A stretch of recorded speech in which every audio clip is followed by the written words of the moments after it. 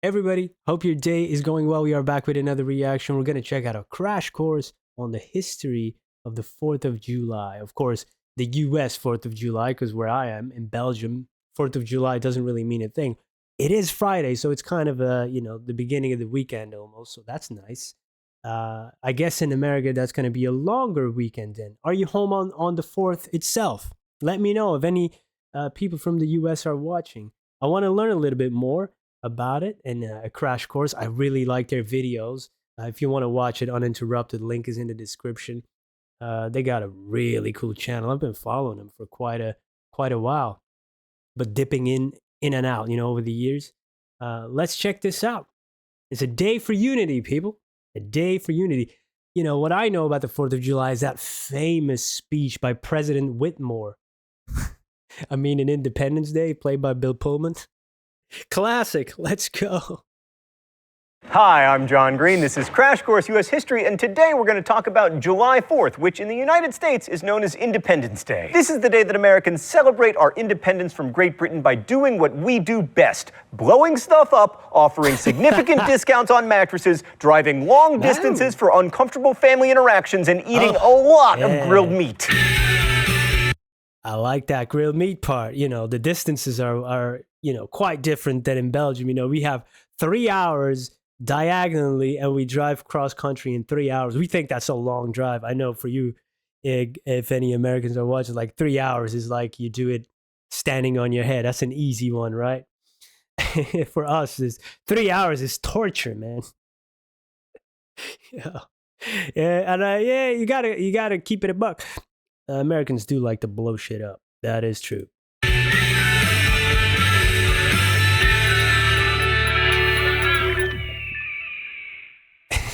Right, so the story goes that the founders of this nation signed the Declaration of Independence on July 4th, 1776, parting ways with King George to found the freest, finest nation on the face of the earth.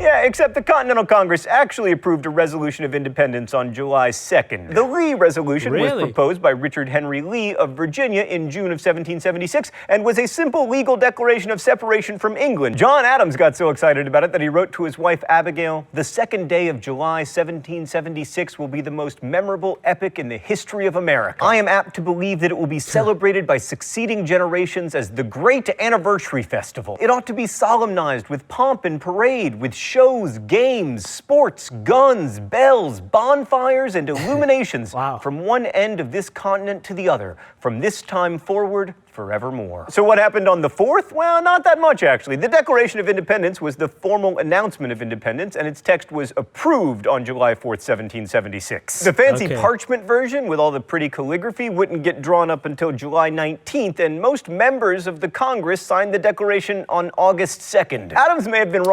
Wow, I love this because those are the things that really are not that much talked about. I mean, in the broad sense, when we as Europeans learn about this is not the stuff that we're getting, right? So I love these little things of, getting like almost the behind the scenes of the writing and the approval dates and all of that. And then you just pick a date, I guess. But the celebration part, that one kind of lived on forever, at least up until now. That's cool.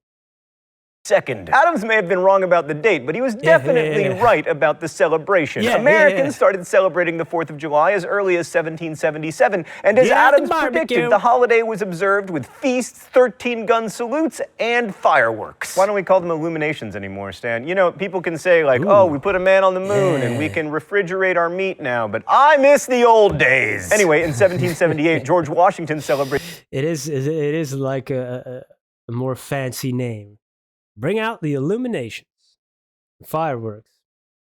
The 4th by giving his soldiers a double ration of rum, and also there was much more shooting than usual. But while the people celebrated the anniversary from the beginning, the federal government took its sweet time in formalizing the holiday. Independence Day became an unpaid holiday for federal employees in 1870 and became a paid day off in 1938. 4th of July observances have evolved over the years, but they generally involve patriotic displays, including decorations, fire, and explosives. Essentially, we celebrate our independence by having a one-day fake war each summer. Huzzah! Hey, better the fake wars than the freedom real tonight. ones. Come on, people. We got to agree on that. Better fake wars than real wars, you know.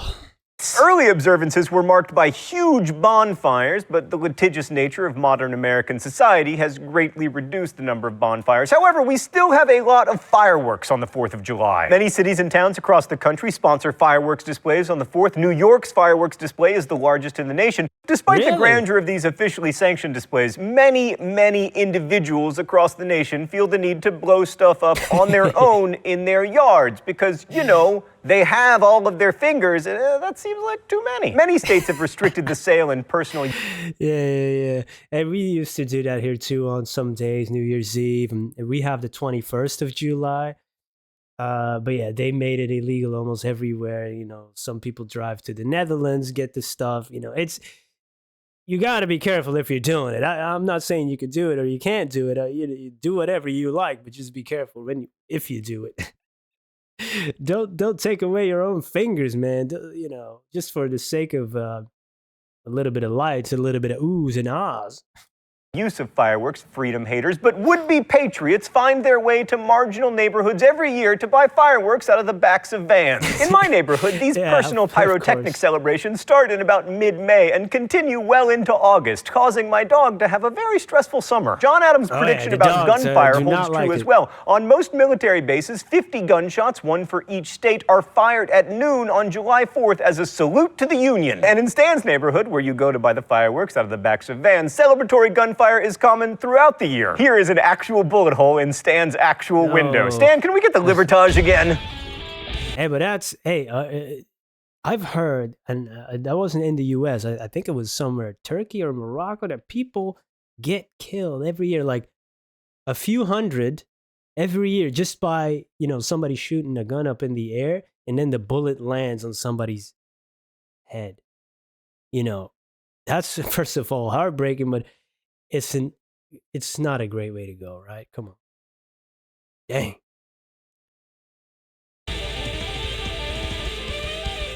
In the 19th century, many ex-presidents celebrated the 4th of July by dying. Both Thomas Jefferson and John Adams died on July 4th, 1826, and James Madison died on the 4th of July in 1831. Calvin Silent Cal Coolidge was born on July 4th, 1876, but as he was never demonstrably alive, no one really cares that much. Finally, lest we forget, Americans also celebrate the 4th of July by eating. Millions of Americans host cookouts to celebrate independence, and the greatest spectacle in professional sports happens every year on the 4th of July. I am referring, of course, to the Nathan's hot dog eating contest. The current world record is 68 HDBs, hot dogs and buns, in 10 minutes. That means the world record holder, Joey Chestnut, consumed about 28,500 calories in 10 minutes. But don't worry, he threw it up shortly thereafter. So happy 4th of July from all of us here at Crash Course. We may not celebrate American independence on the right day, but I would argue that in spite of it all, it's still worth celebrating. Thanks for watching. I'll see you next week. Boop! Crash Course is produced and directed by Stan Muller. This is awesome, man. I love Crash Course. They have such a great channel, and I definitely need to check out more. I haven't been keeping up with their stuff lately, but they make great stuff. And John Green, he writes books as well, right? I haven't read anything by him yet, but I know he has published a few books. So I might need to look into that at some point. Hey, it was interesting. I never knew about that date.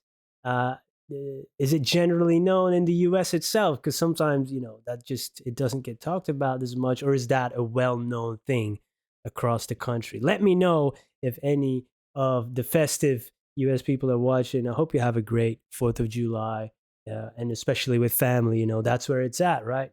Celebrate it with family. Maybe you're having family over for the weekend, or you're going there for the weekend. Hey, I wish you a great weekend, and let me know if there's any other interesting things about the 4th of July that I need to know. Hope to see you in another video. Have a great day. Goodbye.